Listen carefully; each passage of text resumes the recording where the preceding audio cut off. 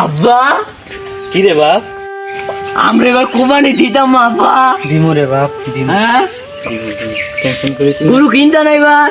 কবে কিনবা গরু? কিনমু, কালকে কিনমু। আচ্ছা আমরা এবার গরু কিনলাম আব্বা, গরু গরু গরু কিনলাম আমরা এবার। আচ্ছা কালকে আমরা গরু কিনলাম। আরে আজকে যদি আমার ছেলেটা ভালো হতো তো আমার তুমি ইনকাম করে খাওয়াইতো। কি আর করো, তুমি কই গেল, বড়টা কই গেল? বড়টা তো আজকে দেখি নাই।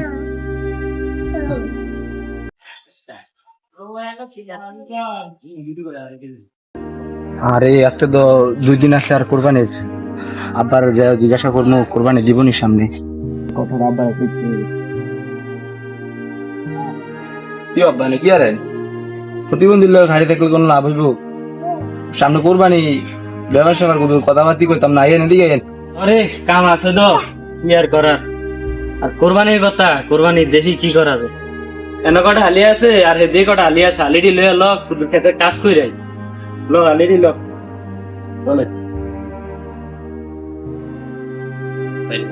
তখন কথাটা কইছিলাম যে সামনে তো কোরবানি, কিছু ভাববেন তার জন্য, কোরবানি দিতেন না। কিন্তু আমার বড় খোলা সেদিন একটা ঋণ দিয়ে শেষ করলাম, এখন আমার কাছে টাকা নাই, দেখি কি করা যায়। সবাই কোরবানি দিয়ে আমরা কি দিব না? এটা দেখি না, খেতে যাই। চলেন খেতে যে কথা চলেন আপনাদের আমরা।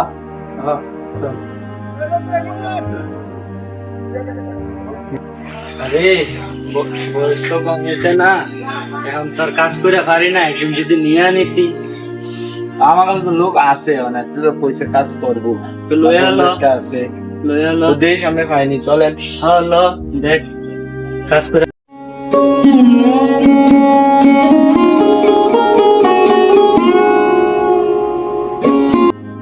বা বুঝো বন্ধু কই লয়ে আলো।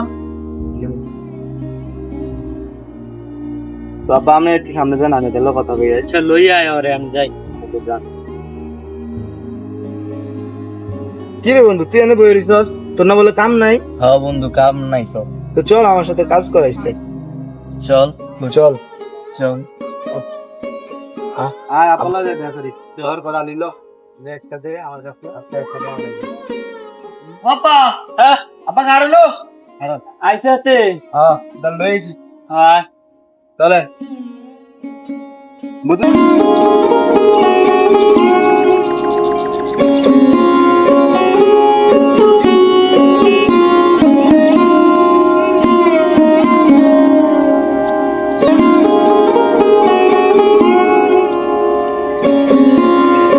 তোর এবার কোরবানি দিবনি, আমার বাপে তো এবার 2 লাখ টাকা গরু আনছে।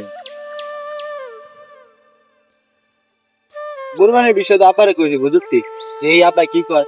ও আচ্ছা, তো এবার তোরা কোরবানি দেওয়ার কত বাজেট?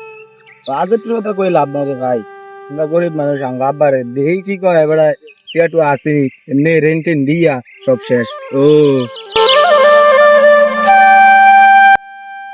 কি রে তোরা এখনো পেছনে পড়ে রয়েছিস, কাজ কতক্ষণে করবি? দাঁড়ান আপা আইতাছি, আর কাজ সারা দিলে মাত্রাম, দাঁড়ান আয় তাড়াতাড়ি আয়। আইতাছি।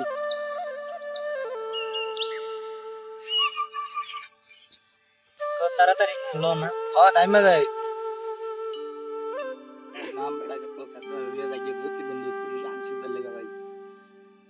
চালিয়ে দেখাই লো।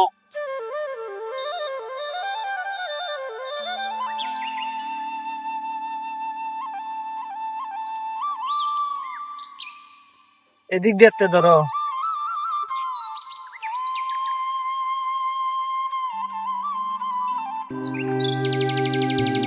কি হলো এটা, এবার কোরবানি দিতেন না? তুই দিন গেলাম, এত কিছু বলতে পারলাম।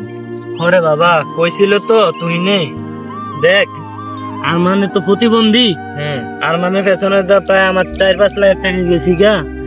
আমি তো জায়গা যায় বাপে দিয়া গেছিল, এটি বেচা তার চিকিৎসা করাইছি, এক হইতে তো তার ভালো হয়েছে না, সেন সব টাকা গেছি গা। হইতে কিছু ঋণ ফেন ছিলাম, টাকাটাই দিয়া আমার কাছে টাকা নাই।